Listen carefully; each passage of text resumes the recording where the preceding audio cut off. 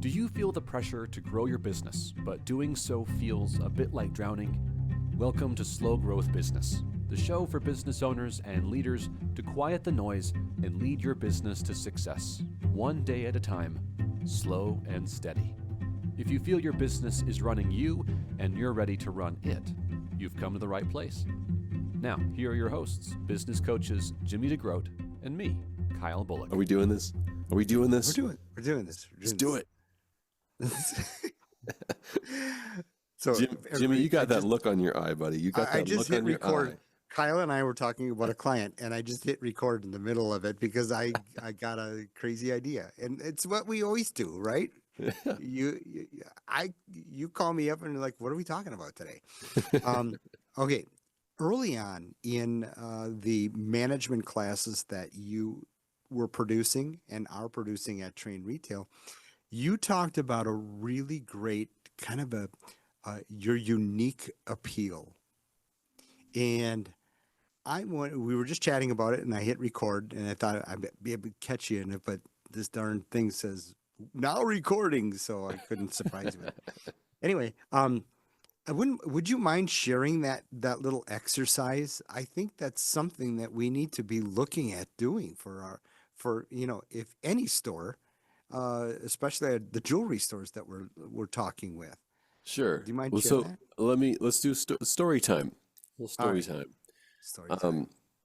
And why we did this exercise at the behest of a consultant of ours at the time. A shout out to Paul First on that one. Behest. And at the you writing down behest and Paul First. Look that up. All right. So at the time, we'd been in business, the store had been in business like 80, 85 years or something like that. Okay. We're almost 100 now. Yeah. And I was a new owner in the company, so a new partner owner, and I was there full time. And Paul said, here's what you want you to do. I want you to do a customer appreciation event. So you're going to send out thank yous to your customers because you've been in business a long time. You want to tell them thank you for that. And you might send some gift cards in the mail, like $50 or $100 gift cards to the jewelry store. Thanks for being a customer. No strings attached. Just be amazing. And thank you for your support. Here you go. Yeah. And we're not sending thousands. This is not thousands. But it's significant. You get $100 in the mail. It's like, it was neat. The way you can do those is special. I was talking quantity. We're not sending thousands of these things out. Oh, no. Well, but actually in that one, we ended up sending, I don't know, 500, 1,000 of them. Okay. And that was kind of a big year and a big event and stuff. Worked really well. That's a side note, because there's a way to do that, and it went very well. But here's what he added to it for me, because I was a new owner, kind of at a new point in the career, and I was really getting to know the culture of this company that had been around a long time. Obviously, I grew up in it, but I'm in a new position now. Right. So I picked the top 10 to 20 of our clients, and I picked them based on the amount that they'd spent over the years and the frequency. So the ones who kept coming back over and over, and it wasn't hard to find because there's 10 or 20 names that everyone in the store knows. Right. They walk through the doors like, hey, so-and-so, that person. See him a few times a year. Yep. Yeah. Yeah. So we called them up, and here was the question that I asked them. I would say, thank you for being a customer. Thank you for your loyalty. We appreciate you. Hey, I'm working on some marketing, and I'm trying to get my arms around the company and who we really are. Can I ask you a question, your advice on that? And they would always say yes, because they want to give you, everyone wants to give you advice. Mm-hmm. And then you ask a two-parter. Why have you been shopping with us as long as you have? And why haven't you gone to the other guy down the street? Phrase that however you want. That's how I would phrase it. But the two-parter is, why have you been here as long as you have? And why haven't you gone someplace else? And with those two parts, you're looking at two different answers. The first part of that answer is, here's what we love about you. The second part of the answer is, here's what we don't like about everybody else. And with those two things in mind, You can go, this is what sets me apart from Yeah. everybody else. Love it. Now, here's a spoiler alert, because this came at a very integral part of our evolution as a company. And it led to us developing a mission and a core value statement that is very, very concise and very, very powerful. And that's maybe for another podcast, another day. Right. But the first part of that was realizing that the reason that I thought customers were coming to Bullock's Jewelry in downtown Roswell, New Mexico, wasn't exactly the reason that they had expressed to me. What people were telling me, Yeah. it wasn't wildly different, but Right. what stuck out to them in their experiences from their perspective was different than what I was having in my experience in the driver's seat, right? Sure. They would And talk about, probably investing money in, and yeah. and effort, and So at 85 years of age, the business has a redefining, which I want to start with in that no matter how long you've been doing this, no matter if you started it or you bought into it or carried it on, this exercise, as simple as it is wildly profound, because your customers, the people you serve, are the ones telling you who you really are and Yeah. what makes you so different. And at the end of it, when you get those two things, what makes me different, or what makes me special to the customer, and what do they hate about everybody else or not Yeah. like about the competition, Sure. you have now been given the script that you need to market for the next few years. Everything they All right. just tell you, the words sometimes even the literal words that they give you are the slogans and the ad campaigns and the drumbeat and the pictures and everything you do, because you're going to be talking about what makes you different. And the people who will register with that marketing will want you over anyone else. All right, everybody. From now on, this podcast costs $1,000. I want you to send a check to PO Box 271, Little Chute, Wisconsin, for $1,000 to Train Retail. But that's what I mean. It's worth way more than that. I mean, people have paid ad agencies to not even figure that out, right? Because what do people do for surveys like that is they tell them what they think they want to hear. But this is you sincerely talking to them one on one, saying, would you do me a favor and tell me? I love that so much. Yeah. I love And that. I'm not kidding. If you walk into the store and you have, so you know what I'm talking about, there's words that we've plastered onto the wall by the front door. And they are the essence of our core of who we are. Those statements that we put up there, they're 4 words. They were almost ripped directly from that exercise, and they define the next 15 years for us. And going strong, by the way, it hasn't changed. Yeah. People still say that. Yeah. And And don't tell us what it is, because we don't want you to not do the exercise and just use Kyle's. no, Yeah. no. And that's the beauty of this exercise, is that if you ripped me off, which you could go online and look it up and find it. Yeah, it's not hard to find. Go for it. The problem is, It's not going to serve you. it doesn't work. Yeah. Because it's not what your customers are experiencing from you, and it's not their Right. words expressing it. The only way that this works is if you take the time and call them and ask them, Yeah. and or divide this amongst your team. And if you've got salespeople and you want them to help develop relationships, give them some clients and say, call these people. They're trusted people. You introduce yourself. Yeah. And you want to learn about who we are, ask the people that we serve, ask them these questions and tell them, I want to learn, and the person I want to learn from is my customer. Can I ask you a Yeah. question? I had never in my entire life ever had someone say, no, I don't want to give you advice. Right. Exactly. No. And I would throw in, please don't add a coupon or give them something for that, because if the relationship is true, like you believe it is, and it probably really is, they're going to want to be a friend to you, right? They're Absolutely, not going to, not Absolutely. want anything. Quid pro quo, right? Yeah. So nice. I love that. that is so I mean so you're still using that message today, and Yep. that's kind of your driving north star, right? Yep. For Yep. And it messaging. hasn't Okay. changed. In fact, I mean, it is so solid in us um, that it even helps. It even helps in hiring. We know within a week if someone's going to work. A Yeah. very short amount of time, because everyone on staff who sticks around past a week, really, they get it. They all believe it. They all love it as much as I do, and Yeah. it is in our DNA.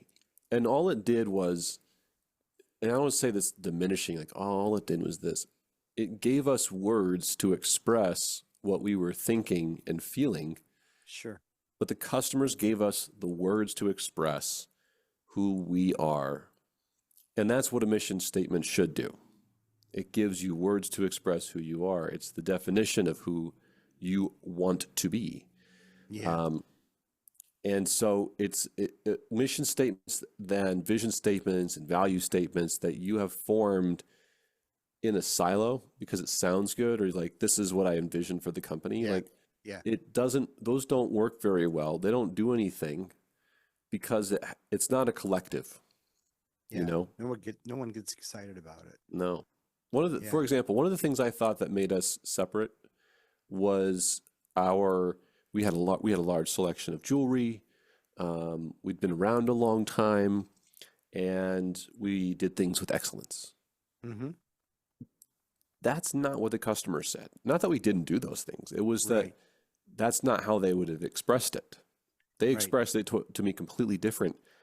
And I realized, oh, they actually didn't care about the number of pieces that we showed in the selection. None of our best customers cared about having a wide selection of jewelry. Right. They cared about these other things. And Yeah. maybe I should stop caring about having a wide selection of jewelry if they don't care. Exactly. I love it. I love it. You know, we did something very similar at the store I was at a number of years ago, and we really kind of thought customers really dug on our brands. Mhm. So we had brands, and don't get me going on, don't get Kyle going on No. brands. And so we stuck so much money into these brands, and we added the prestige to ourselves, and talked to our customers. They'd rather have this our store branded item as opposed to, something that they could find in Vogue magazine or what have you. It was our store, and I loved hearing that because I cleared those things out so fast. Yeah. Anyhow, actually, the fun thing for me was calling or letting our rep call the people down the street that wanted that for so many years. You can have them now. Uh, Well, I'd probably get kicked out of the industry if people heard me say that too loud. But then again, they'd kick you out of the industry if they heard your last YouTube video about the 5 things to ditch in 2025. that's right. Oh yeah, and like I've gotten a little more than a little pushback on it, but Yeah. This is why we can't find any sponsors, Kyle. that's right. I don't want to be beholden, because I'll tell you the truth as I see it. Not that it's gospel, but we see a large swath. You know, going back to the unique appeal. I was just working on a seminar with you. We're working on a seminar as a shameless plug. It will be in Chicago in about a month, where we're going to be doing leadership training for jewelers at the RJO show. We're very excited about it, and part of that training, I was writing about why missions work, why they don't work, but I kind of broke it down like this. There's how you do something. There is what you do Mhm. to get it done, and then there's why you do it. The why is a mission statement, and for years those were kind of overblown. Not that they're not important, but they were all the fad in the 2010s. You know, it's all the trainings we ever did back in grad school. But then there's also the what and the how. So how you do it is your core values. I'll come back to that. But, you know, the way that you go about it, the system that you go about doing it, that doesn't really change Right. from store to Right. store. Right. We teach this to clients, and our part of the struggle and the challenge, I should say, of being a consultant, particularly for the jewelry industry, is we see jewelers from coast to coast, right? And we teach methodology. We teach about inventory methodology. We teach about marketing. We teach about management. You were doing that this morning with teams. Yeah. And the message of the method of how you do it, right? Does that really change from store to store, Jimmy? No. No, it doesn't. No. And if one of our clients says, "Yeah, but my store is different," what do you think in your mind when they say that? I think, but is it really? Let's see. That's right. We get pushback from time to time. They're like, "Well, but okay, Kyle, but in your neck of the woods, or Jimmy, in your Yeah, neck of the yeah. woods, it might be this way, Right. but in my neck of the woods, it's different." Here's the thing: methodology and strategy work across the industry. Sure. It really does. And the reason it works across the industry is the reason that corporations exist. Right. Signet Jewelers and Richmond, these big flagships that have huge stores, that's why they're successful and they make billions and billions of dollars because they're really good at methodology. Yeah. Why am I That's harping on why all every this? NFL team can run a quarterback sweep, and it's you There's know? just some things just work Right. more times than they don't, right? Yeah. Yeah. But what makes your store different, because I don't want to make you feel like you're not special. But Mhm. as far as your methodology goes, you're not special. You're not special. No. Not special at No. all. No. What makes you special is what we're talking about here. It's your unique appeal. Mhm. It's your personality. It's your values. It's the how you do it. It's how you play out the methodology. Yeah. And this is one step. To Jimmy's point, you could spend thousands of dollars, to get this training that we're just sending out for free. And if you actually do this, and I really, really hope that there's someone listening to this who says, I'll take 10 to 20 names on my best client list. I will call them this week. I will write the answers down. And then I will tell Jimmy and Kyle what I learned. That would literally make the happiest job in the world. I would be so happy if someone did that. Yeah. Because it would Yeah. be an Just one. absolute game changer for you. Yep. Yeah. I'm gonna use that as an assignment. I forgot all about that, and we were just chatting about it. So I'm gonna use it as an assignment for the people that I'm working with. We're working with. Okay. So I love that. That's fantastic. So do that. Give it a try, man. Just prove, if anything, prove us wrong. Okay. I'd love for you to say you guys are absolutely wrong and put it in the comments down below. And let's see, really, that's beautiful. Hey, so what should we entitle this podcast? What should we title it? I like to be cheeky with titles like this, and I would say something like "Why You're Not So Special" and "Why You Are Special." You know, what makes Okay. you special and why you're not so special. You know, because the thing that makes you special is you, but the methods don't change. Yeah. How you play the methods out do. And here's where we'll leave it. This is the cliffhanger. Let's say that you did this, and even better in the comments is that you did this, and then you leave in the comments what you found out, okay, from Okay. this exercise. Why they go Yeah. with you and why your customers don't go elsewhere. Then the next logical question is, well, what do I do with that information? Sure. Sure. And the answer is you go to trainretail.com, you work with us one-on-one. But of course, Well, but you know what? And if you have answers, if you do this, first of all, I want to meet you. I want to shake your hand, especially if you're going to be in Chicago. Come up to us and tell us you did it. And if you don't want to share things publicly via YouTube comments, go ahead and email us, Jimmy@trainretail.com, Kyle@trainretail.com. And yeah, we'd love to start a dialogue with you. We're not going to try to sell you anything, honest. We just want to rejoice with you and have some fun, yeah, and and hear that it works. yeah, So for sure. awesome. This is Hey. fun, man. Let's talk about something else next time. Okay.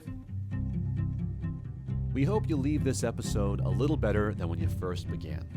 If you'd like more resources to grow your business slow, steady, and consistently, check out our on-demand video catalog at trainretail.com. Or if you have a question or frustration we can help address in your business, write to us about it. We love to help solve big, ugly problems. So hit us up at kyle@trainretail.com or jimmy@trainretail.com. Good luck out there, and we will see you next time.